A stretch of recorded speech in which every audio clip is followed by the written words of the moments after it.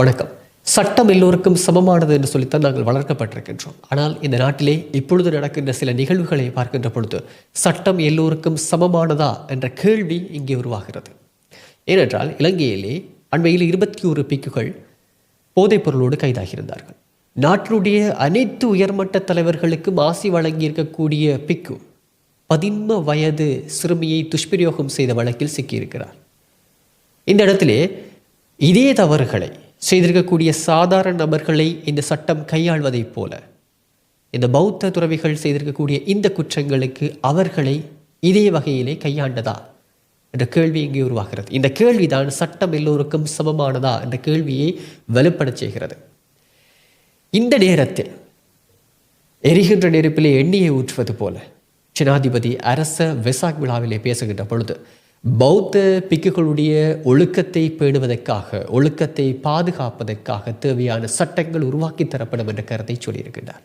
அது மட்டுமில்லாமல் மகாநாயக்கர்களுடைய கோரிக்கைப்படி பௌத்த பிக்குகளுடைய ஒழுக்க மீறல்களுக்கு அல்லது ஒழுக்காற்று நடவடிக்கைகளுக்கான அதிகாரத்தை தர்ம நீதிமன்றங்களுக்கு மீளவும் பெற்றுக் கொடுப்பதற்கான ஏற்பாடுகள் செய்து தரப்படும் என்பதான கருத்தையும் சொல்லியிருக்கின்றார்.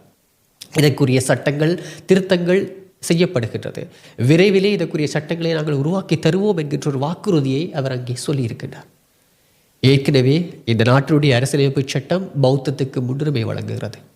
இப்படியாக இருக்கின்ற பொழுது இந்த மேலதிக சட்டங்கள் அல்லது இந்த மேலதிகமான நீதிமன்ற கட்டமைப்பு அந்த முன்னுரிமையை மேலும் வலுவாக்கப் போகிறதா, அந்த முன்னுரிமையை சலுகைகளாக இன்னும் அவர்களுக்கு கொடுக்க போகின்றதா என்ற விவாதத்தை இப்பொழுது உருவாக்கி இருக்கிறது.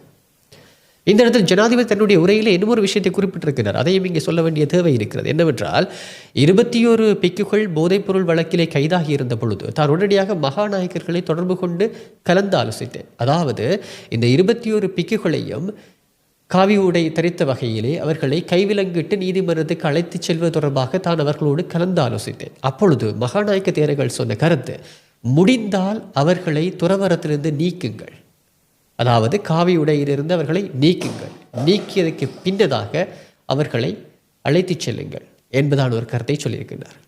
ஆனால் இந்த இடத்திலே தான் சட்ட ஆலோசனைகளை தேடுகின்ற பொழுது சட்ட ஆலோசனைகள் அதற்கு இடம் கொடுக்கவில்லை. அதாவது இந்த நாட்டிலே இருக்கக்கூடிய அரசியலமைப்பு சட்டம் பௌத்தத்துக்கு முன்னுரிமை கொடுக்கின்ற நிலையிலே அந்த காவி உடையை நீக்குவது தொடர்பான சரத்துக்கள் இங்கே காணப்படவில்லை.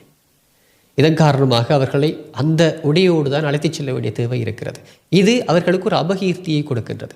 அதாவது நாட்டிலே ஒழுக்கமாக இருக்கக்கூடிய ஏனைய பௌத்த துறவிகளுக்கு இது ஒரு அசிங்கமாக மாறியிருக்கின்றது.